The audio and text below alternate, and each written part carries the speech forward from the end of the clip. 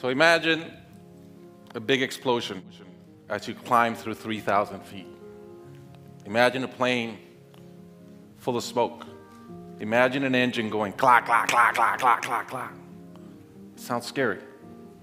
Well, I had a unique seat that day. I was sitting in 1D. I was the only one who could talk to the flight attendants. So I looked at them right away, and they said, no problem. We probably hit some birds. The pilot had already turned the plane around, and we weren't that far. You could see Manhattan. 2 minutes later, 3 things happened at the same time. The pilot lines up the plane with the Hudson River. It's usually not the route. He turns off the engines. Now imagine being on a plane with no sound. And then he says 3 words, as unemotional 3 words as I've ever heard. He says, brace for impact. I didn't have to talk to the flight attendant anymore. I could see in her eyes, it was terror. Life was over. And I want to share with you 3 things I learned about myself that day. I learned that it all changes in an instant. We have this bucket list, we have these things we want to do in life, and I thought about all the people I wanted to reach out that I didn't, all the fences I wanted to mend, all the experiences I wanted to have and I never did. As I thought about that, later on I came up with a saying, which is, I collect bad wines. Because if the wine is ready and the person is there, I'm opening it. I no longer want to postpone anything in life. And that urgency, that purpose has really changed my life.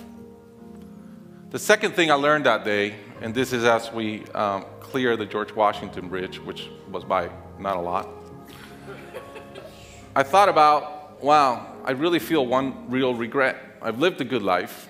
In my own humanity and mistakes, I've tried to get better at everything I've tried. But in my humanity, I also allow my ego to get in. And I regretted the time I wasted in things that did not matter with people that matter. And I thought about my relationship with my wife, with my friends, with people. And after, as I reflected on that, I decided to eliminate negative energy from my life.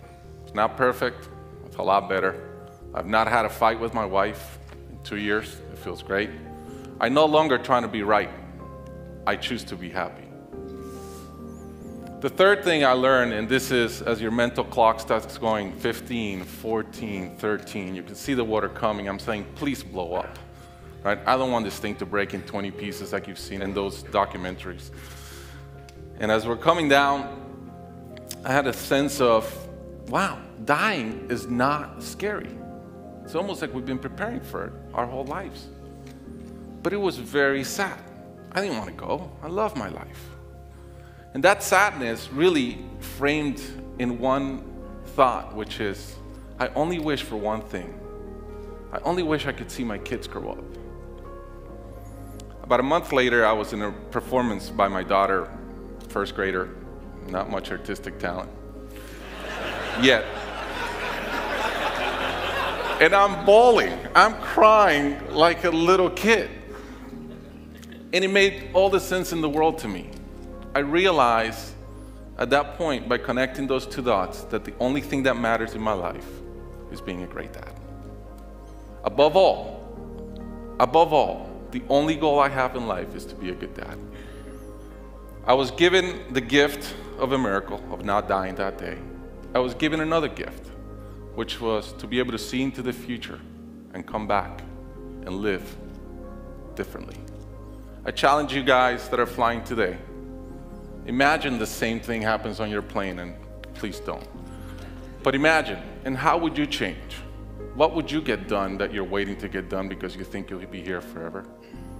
How would you change your relationships and the negative energy in them? And more than anything, are you being the best parent you can? Thank you.